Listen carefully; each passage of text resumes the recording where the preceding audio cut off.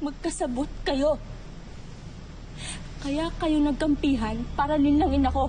At sa tingin niyo ba, magpapaniwala ako sa mga Tignan mo ito, Lira. Gurna.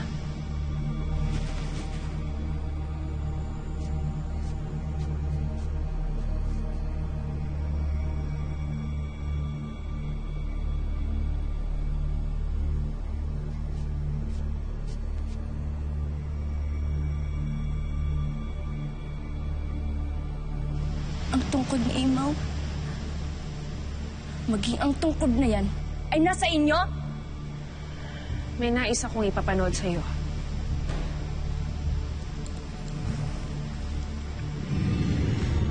Inuutusan kita. Balikan mo ang panahon na ipinagpalit ko ang aking anak sa anak ni Amihan.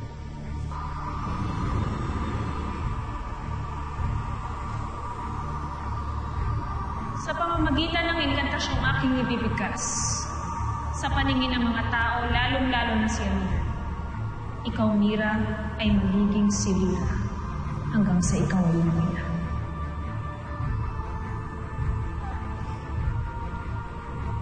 Tawarin mo ako sa aking nagawa, anak. Ngunit para ito sa iyo, alam kong magiging mahusay ka. Ikaw ang karapat-dapat na maging reyna ng Mira.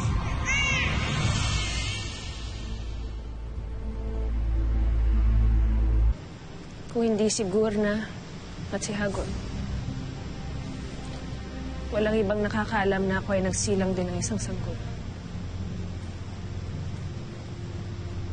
Kaya ang lahat ay niniwalang ikaw ang tunay na anak ni Amihan. Ngayon, Lira,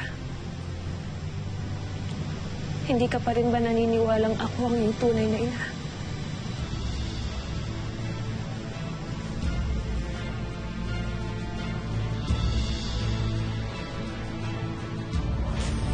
Lira!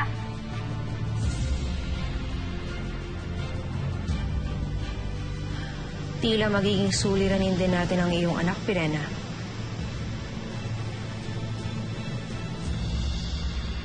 Iwan niyo muna kami.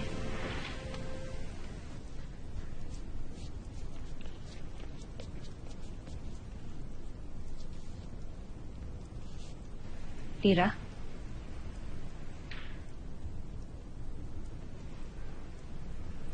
Bakit mo ako tinatawag na Lira?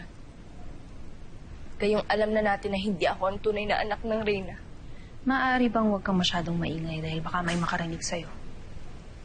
Siguradong mapapahamak si Pirena.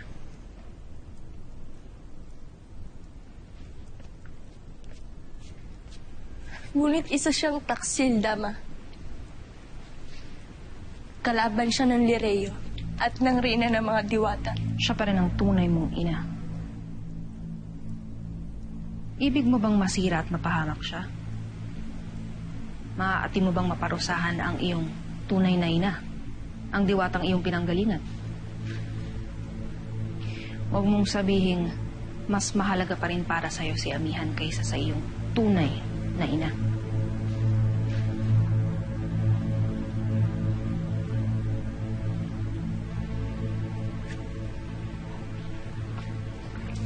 Lira, magbalik ka dito.